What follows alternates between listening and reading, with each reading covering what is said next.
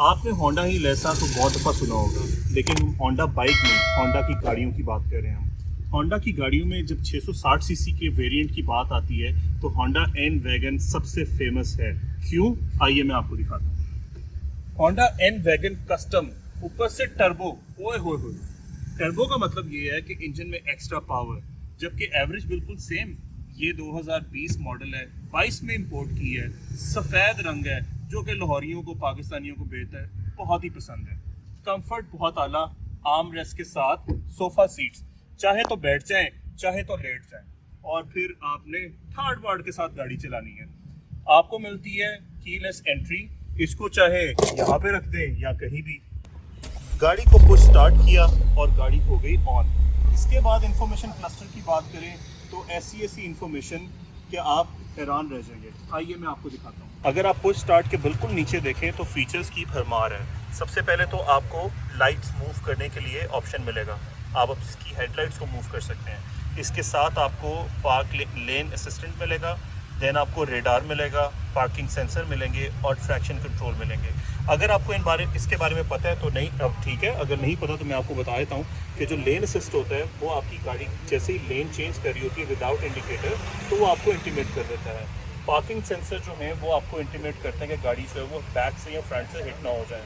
Traction control जो है वो गाड़ी के टायरों को एक स्पीड में रखता है। अगर आप कब ऊपर पहाड़ से नीचे आ रहे हैं और आपकी गाड़ी स्लिप हो जाती है और उसमें एक टायर ज़्यादा तेज़ी से मूव कर रहा है तो ट्रैक्शन कंट्रोल उस टायर के ऊपर स्पेसिफिक ब्रेक सप्लाई करेगा ताकि वो गाड़ी का टायर जो है वो बाकी टायरों के साथ सिंक्रोनाइज हो जाए। और आखिरी ऑप्शन रहता है रेडार का। रेडार ये करता है, जो कि बिल्कुल आपकी फ्रंट स्क्रीन के मिरर के नीचे ऊपर लगा हुआ है। ये करता ये है कि अगर आपकी गाड़ी के सामने चलते हुए कोई बंदा आ जाता है, कोई ऑब्जेक्ट आ जाता है, तो गाड़ी बिल्कुल भी आपसे नहीं पूछेगी ब्रेक लगाने के लिए, वो ब्रेक लगा देगी और एबीएस ऑन हो जाएगा जो कि ऑटोमेटिक ब्रेकिंग सिस्टम है और आपकी गाड़ी तकरीबन जैम हो जाएगी। तो ये फीचर्स जो हैं ये इसके अंदर top of the line features हैं। अगर इंफोटेनमेंट सिस्टम की बात करें तो ये स्क्रीन जो है वो आफ्टर मार्केट लगी हुई है जिसके अंदर काफ़ी ज़्यादा ऑप्शन है। मींस आप रेडियो, कैमरा, बैक कैमरा सब चीज़ों को चेंज कर सकते हैं अपनी मर्ज़ी से। अगर आप इसको रिवर्स गियर के अंदर लेके जाते हैं तो रिवर्स गियर के लिए आपकी जो बैक कैमरा है वो ऑन हो जाएगा। हम इसको वापस पार्किंग मोड पे ले आते हैं। इंफोटेनमेंट सिस्टम के बिल्कुल नीचे जो है वो आपके कुछ ऐसे कंट्रोल्स हैं जो कि आपके बहुत काम के हैं, जिसके अंदर सबसे फेमस जो है वो एसी और उसके मोड्स हैं। तो जैसे ही आपने फ़ैन ऑन किया और आपने एसी ऑन किया तो इसमें डिजिटल क्लाइमेट कंट्रोल है। आप जो भी सेटिंग इसमें सेट करेंगे ये उसको मेंटेन करने की कोशिश करेगा। यहाँ से आप फ़ैन की स्पीड तेज़ कर सकते हैं, कम कर सकते हैं। ये इसके अंदर हवा को रेगुलेट करने के लिए बटन यूज़ होता है। इसको ऑफ़ कर दें तो ये बाहर से हवा की इनटेक लेना शुरू कर देगा। देन ये फ्रंट डिफॉगर और रियर डिफॉगर लगा हुआ है। इसके बाद बिल्कुल नीचे अगर आप देखेंगे तो आपको यूएसबी पोर्ट्स नज़र आ जाती हैं जो कि गाड़ी के अंदर बिल्ट इन है। आपको इसको बाहर से लगाने की ज़रूरत नहीं पड़ेगी। आप इसके बिल्कुल राइट साइड पे देखते हैं तो आपको एक जो है वो इकॉनमी मोड नज़र आ जाता है, जो कि अगर आप ऑन करते हैं तो आपकी गाड़ी की एवरेज जो है वो बेहतर हो जाएगी, क्योंकि गाड़ी की पिक जो है वो थोड़ी सी स्लो हो जाएगी। आपको ये ग्रीन जो साइन नज़र आ रहा है ये इस वक्त इको मोड का है। और अगर मैं इसको ऑफ़ कर दूं तो ये यहाँ से ऑफ़ हो जाएगा और आपके राइट साइड पे ही बटन भी आपको जो स्क्रीन है वो भी शो कर रही है कि इकोनॉमिकल जो मोड है वो ऑफ़ हो गया। इसके बिल्कुल साथ आपको ब्रेक होल्ड का बटन नज़र आ रहा है, वो ऑटोमेटिक ब्रेक का जो हैंड ब्रेक है उसका बटन नज़र आ रहा है। इसको अगर आप पुल करते हैं तो ये ऑन हो जाएगी और अगर आपने इसको रिलीज़ करना है तो आप थोड़ी देर के लिए इसको प्रेस करके रखें, ये रिलीज़ हो जाएगी। वेंट्स की बात करें तो आपको बहुत सारी वेंट्स नज़र आएंगी। एक वेंट यहाँ पर है, दूसरी वेंट इसकी यहाँ पर है और फिर फ्रंट पैसेंजर सीट के ऊपर जो है वो वेंट्स आपको नज़र आ रही हैं यहाँ पर। इसके बिल्कुल नीचे जो है वो आपको कंपार्टमेंट नज़र आ रहा है जिसके अंदर अच्छी स्पेस है, आप उसको यूज़ कर सकते हैं।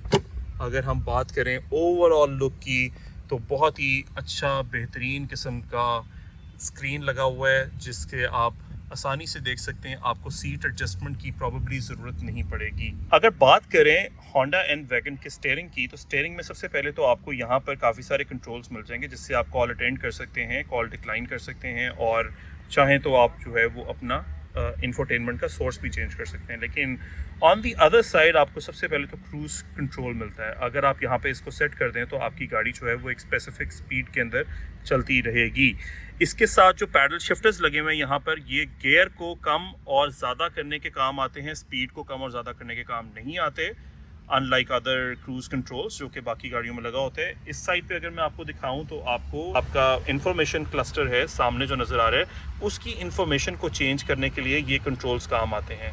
लेकिन जो सबसे मज़ेदार बात है वो ये कि क्रूज़ कंट्रोल इसके अंदर मौजूद है और उसको आप यूज़ कर सकते हैं।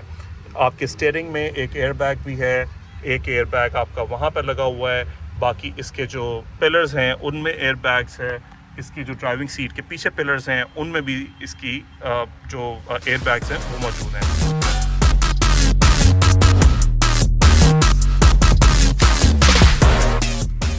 गाड़ी की पिछली सीट्स भी इंतहाई कंफर्टेबल है जिस तरह फ्रंट की सीट्स हैं, और सीट के नीचे एक कंपार्टमेंट नज़र आता है। यहाँ पे ग्लास होल्डर है और ऑटोमेटिक पावर विंडोज़ लगी हुई हैं और स्पीकर्स भी इसके अंदर इंस्टॉल्ड हैं। जहाँ पे लेग स्पेसिंग की बात करें तो आप देख सकते हैं कि मेरी हाइट जो है वो 5'11" है और मेरे घुटने जो हैं वो तकरीबन 5 इंच पीछे हैं अगली सीट से, ऑल्दो अगली सीट जो है वो पूरी पीछे की तरफ है। इसकी सीट्स का जो मटेरियल है बड़ा सॉफ्ट है, बड़ा ज़बरदस्त है और मुझे किसी भी तरह से सामने देखने में कोई प्रॉब्लम नहीं आ रही और मैं बड़े आराम से जो है वो कैबिन की जो स्पेशियस कैबिन है उसको मैं इंजॉय करता हूँ।